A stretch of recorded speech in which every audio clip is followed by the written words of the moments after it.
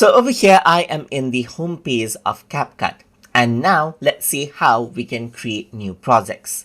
So to create new projects, what you can do is you can go around and click on blank canvas right here. So once you do that, what happens is that you have a new project right here and you can start working around with the project right here, just like this. So this is one way. So if I were to go around back to home page right here, then what you can also do is you can choose from one of these preset aspect ratios right here. Let's say, for example, if you want to create TikTok videos, then you can go around and choose TikTok. And what happens is that this particular aspect ratio is chosen, as you can see right here. Let me just go around back around over here onto the home page, and then similarly you can see that there's other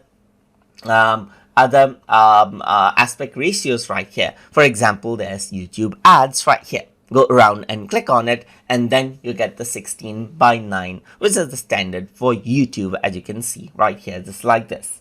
And that is it. That is basically how you can create new projects in order to start working around with projects inside of CapCut. So I hope you guys learned something as always. And as always, please like, comment, share, and subscribe.